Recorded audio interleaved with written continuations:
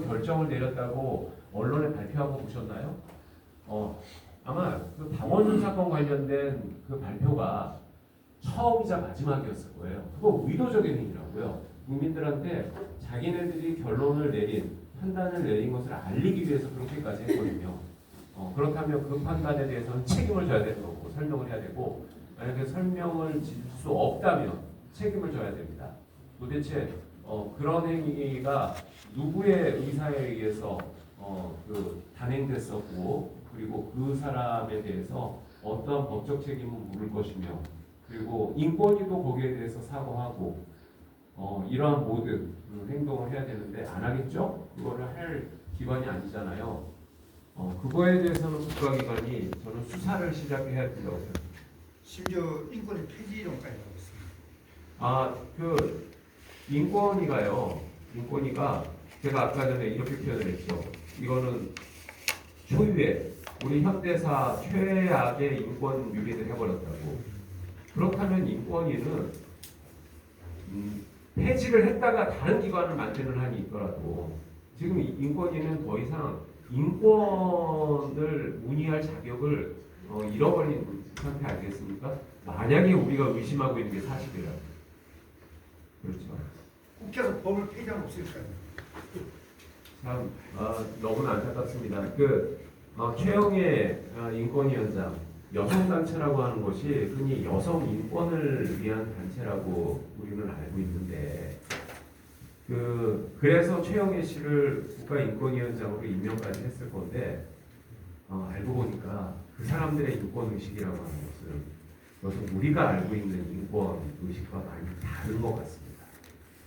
인권을 유린해놓고 그것을 여성인권을 위한 어떤 부득이한 행위라고 좀 스스로 정당화하고 있는 것은 아닌지, 그리고 그런 일들은 지금도 그 이른바 여성인권을 외치는 사람들에 의해서 매일 잘못되고 있죠.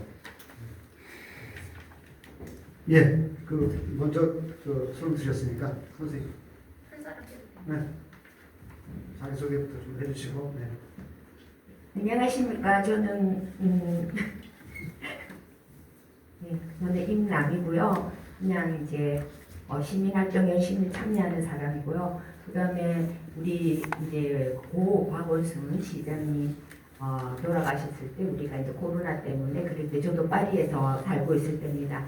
그런데 이제 그 말을 듣는 순간 저도 박원순 씨는 별로 좋아하지 않고 이제 시장 마지막에 할 때 그때 막 당선될 때도 이제 같이 있고 했지만 그렇게 제가 꼭 호감이 가지고 그랬던 사람은 아니에요. 한데 이제 그분이 딱 돌아가셨다고 하는 순간 저는 한치 의심도 없이 그거는 이제 완전히 이제 거짓이고 그렇다 해서 우리가 이제 파리에다가 우리가 뭐죠? 그 분향소도 차렸거든요. 그래서 했을 때 아마 세계에서 유일하게 우리가 차렸을 수도 있어요. 왜냐면은 이제 성추행이라니까 사람들이 저는 절대 안 믿을 줄 알았는데 너무나 많은 사람들이 믿었던 것 같아요. 그래서 그분을 옛날에는 좋아했을 법도 한데 별로 사람들이 많이 안 나섰거든요. 물론 코로나가 또 있었지만 이제 성추행이라는 그런 것 때문에 아마 사람들이 꺼렸었던 것 같아요.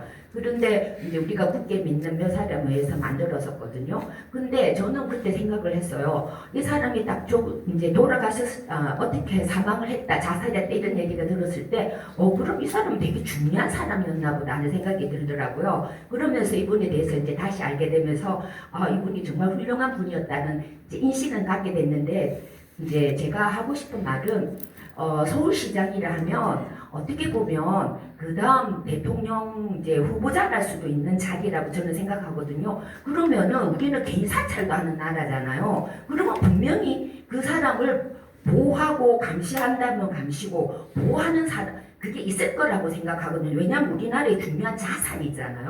그런데 이런 일들이 벌어졌다 했을 때 저는 너무나 어이가 없었어요. 그래서 이제 완전히 우리가 음모론 그거를 생각 안 할 수가 없었거든요. 그래서 저 이번에도 이제 쭉쭉쭉 말씀하신 거 들어보니까 너무나 많은 허점이 있는데 온 국민이 그거를 믿었다는 사실이 정말 믿어지지가 않거든요. 그래서 지금 이거를 하는데 열심히 같이는 하지만 너무나 5년 전에 그 호소람, 그 여성 단체들이 내지는 우르르 한 이유가 뭘까라도 이제 다시 한 번 더 생각해 보지만 도대체 그렇게 한 이유가 뭘까? 그건 오로지 박원순 죽이기라는 것밖에 더 됩니까? 그럼 그 사람이 정말로 그렇게 훌륭했던 사람이라는 거를 이제 다시 한번 생각을 하게 되는 거죠. 이제 왜냐면은 그 전에도 많은 분들이 자살이라는 형태로 사실은 다 보호해야 되고 보호받고 있는 사람들이 죽은 사람들이 많잖아요. 그래서 나는 우리나라가 너무나 이제 그런 이제 진짜 중요한 자산에 대한 그게 너무나 허술한지 아니면 알고도 넘어가는지 이런 것들이 있는데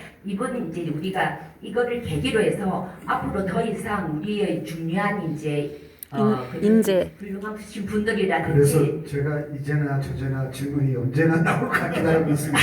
아니 그래서 그런 일들이 일어나지 않았으면 좋겠다라는 얘기를 한번 해보고 싶었어요. 왜냐면은 제가 뭐 어떻게 질문을 한다 그것보다는 우리 시민 변호인단이 앞으로도 왜냐면은 사실은 많은 일들이 우리는 일반인들은 사실은 모르는 일들이 많거든요. 그렇지만 너무나 상식적으로 생각하면은 제가 생각할 때도 말도 안 되는 일인데 믿었다는 거 그런 것들에서부터 이제 정말로 또 아니었다라는 게 지금 나오고 있고 이런 상황에서 저는 이제 시민 변호인단이 정말로 중요하게 할 일이 많다라는 그냥 얘기를 드립니다. 고맙습니다. 그 아니 저기 선생님 저 여성 선생님께서 먼저 하셨거든요. 먼저 말씀해 주시죠. 네, 안녕하세요. 저는 시인 이순입니다. 요즘 개명을 했어요. 이경성. 근데 사실 여기 전태일 기념관은 제가 2020년도 전태일 실록의 출판기념회 때 축시 낭송을 했어요. 그 다음에 그 전태일 실록 쓸 때 시장님이 정말 이거 건물도 건축을 해주셨죠? 직접 이렇게 사인도 해주시고 글도 다 써주시고 그러셨거든요. 그리고 사실 저는 좀 말씀하셨는데 참 그 선하시잖아요. 박원순 시장님께서.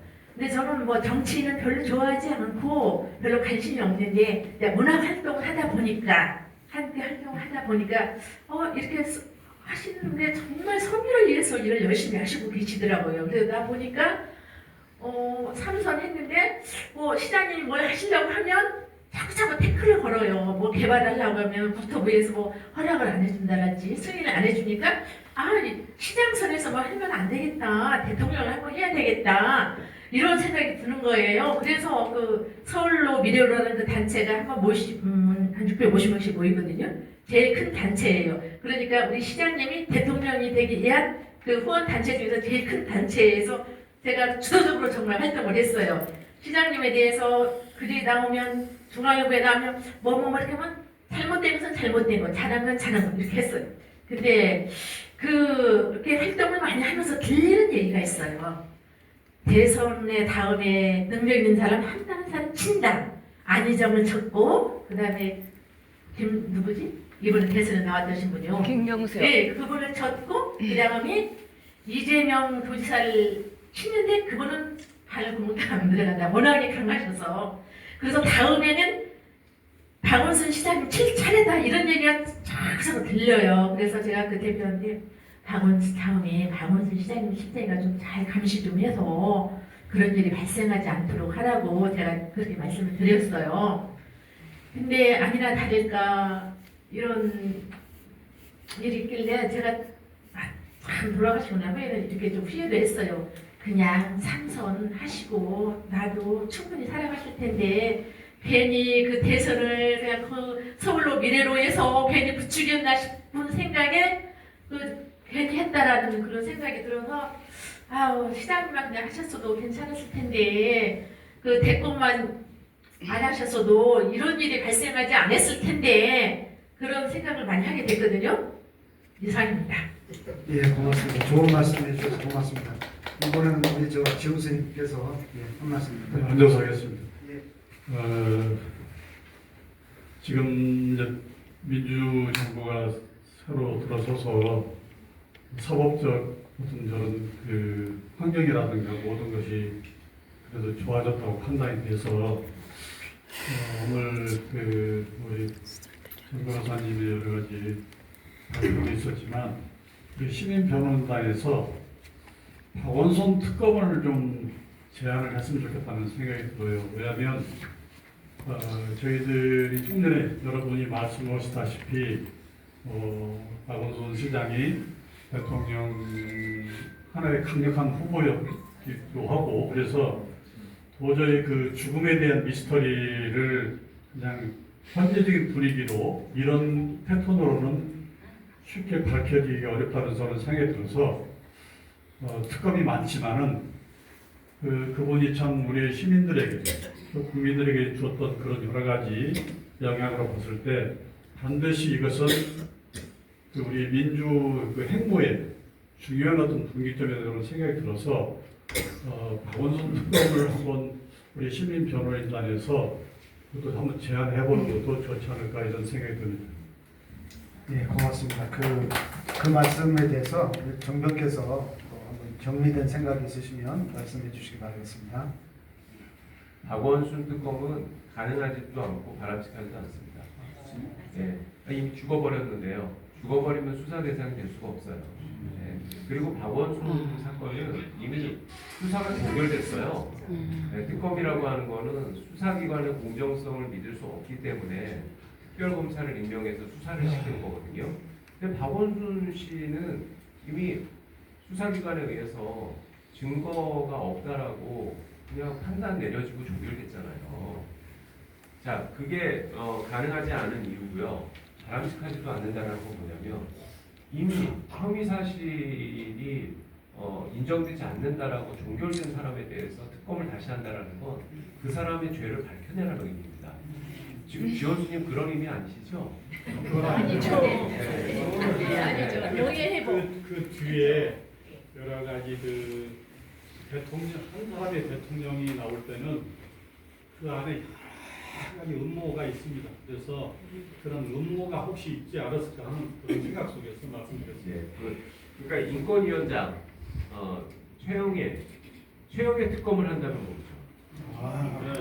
그러니까 우리가 국가인권위원회의 모순된 주장, 그러니까 도대체 누구의 인권을 위한 기관인가 여기에 대한 특검하고 또 정 변호사님 그 사례처럼 무고한 사람들이 허위 미투, 함정 미투, 가짜 미투 때문에 당한 피해 사례들 이런 것들을 좀 우리가 모아서 활동 방향이 앞으로는 이런 무고한 피해자가 더 이상 안 나와야 되잖아요. 그러니까 국가인권위원회를 하는 것은 여성의 인권만